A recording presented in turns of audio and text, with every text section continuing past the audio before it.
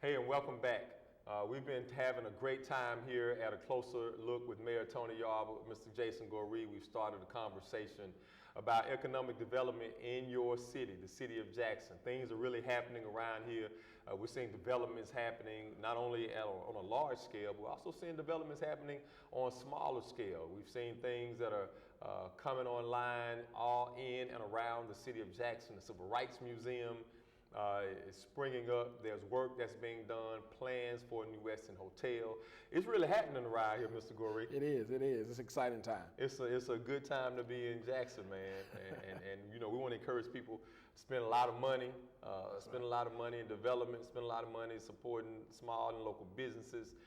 We just want them to spend some money, right? That's right. That's what it's about. Look, we left off in this last segment. We talked about these 5 economies.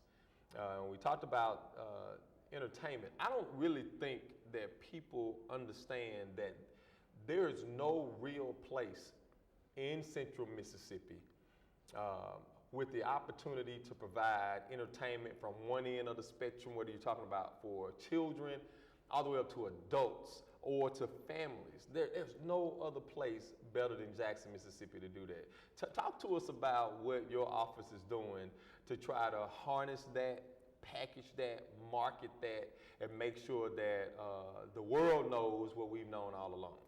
Well, one of the things that we've done with entertainment is broadening the minds, try to broaden the minds of what entertainment is. You know, we've talked about having a district at one time, but what we want people to look at is not only just the performing arts. When we talk about visual arts, we're talking about culinary arts, we're talking about performing arts, we're talking about it all. What can people do? How can we show ourselves to our community and to the world? And so one of the things that we try to do is we are looking at enhancing or developing our entertainment district.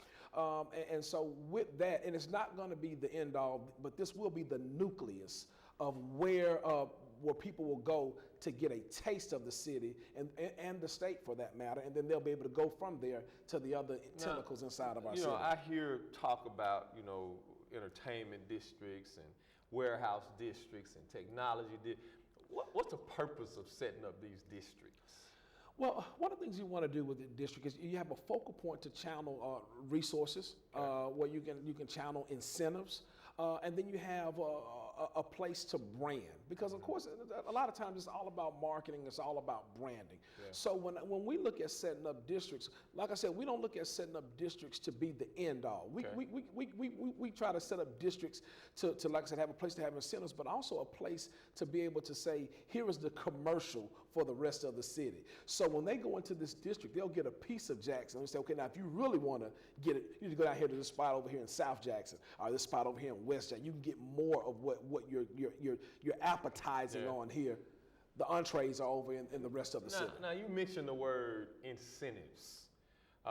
If I'm a developer, I'm an investor, I'm coming to Jackson, Mississippi, what makes me want to invest my dollars, my time, my sweat equity into the city? What does the city have to offer me? Well, you know, one of the things that the city really has to offer is that there's something special about the city. And when you come to Jackson, you'll know it.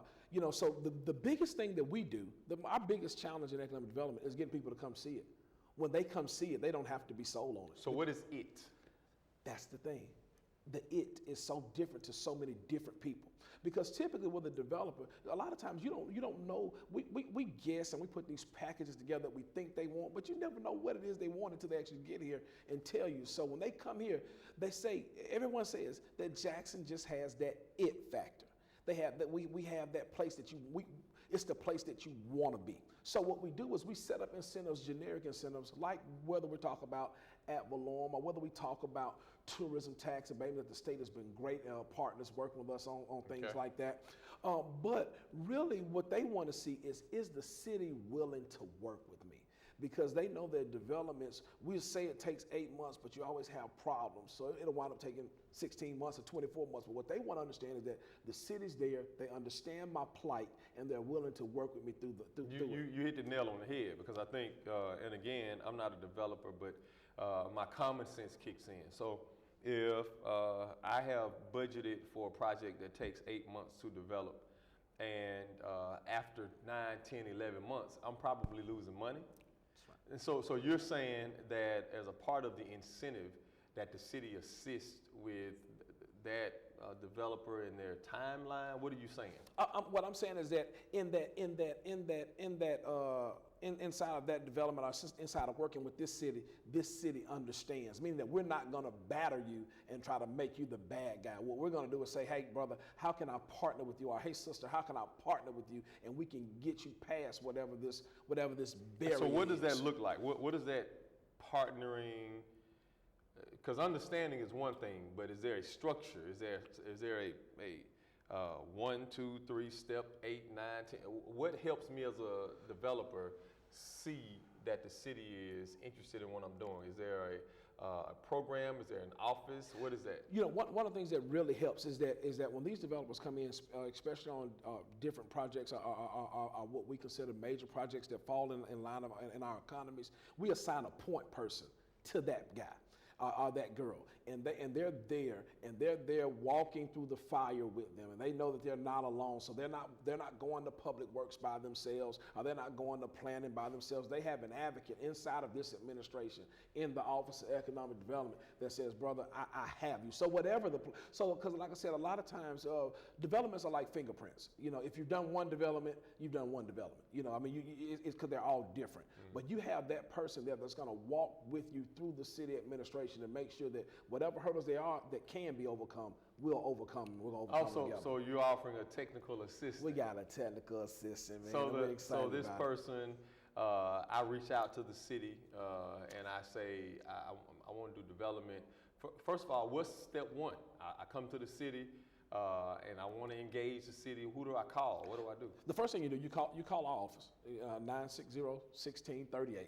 We'll have someone there to take your call. They find out what it is that you're trying to do, and then like I said, they'll assign you a person to talk to and walk you through the process. Now, we have partners all through the city, ranging from Jackson State to the state of Mississippi to Millsap, to all of them. I mean, everybody's at the table. Everybody's excited about Jackson, and everybody wants to see it grow. So we have partners all throughout the city that'll be able to help whatever type of development, whether it's a real estate development or whether you're trying to develop just a program or a strategy or something. So we have someone here that's ready to help and let you know that we're truly open for business here in our city. Now, I'm aware that the state of Mississippi, through some legislation last year, that they passed a measure that gives them the opportunity to do a feasibility study on entertainment incentives. What's the city of Jackson doing through your department to position itself if, first of all, that feasibility study comes back favorable, and then second of all, if that favorable, if it comes back and the state then passes this session incentives? Well, quickly, because we got a break that's coming up, but we got to get this out. Well, one of the things that we're doing, even talking to the state, is one of the things they wanted to know is there an area? Okay. Is there an area that we're focusing on? And then how can we cater a package to that area? So what we've done is we're working with the state to make sure that those incentives are just not rural incentives, are just not incentives for 95% of the rest of the state of Mississippi, that there is something there for Jackson. That's one of the biggest things. It's trying to make sure that we're at the table, we're part of the conversation, and that we are thinking of how to work out. Jackson is putting itself in a position to win. That's what you're saying? That's right. All right, you hear him, ladies and gentlemen. He said Jackson, Mississippi is putting itself in a position to win in terms of economic development. This stuff is getting good. I want to hear more. Come back to us on the other side of this break. Don't go anywhere. Go to the refrigerator, but come right back to that seat. We've got more with a closer look with Mayor Tony Yarber.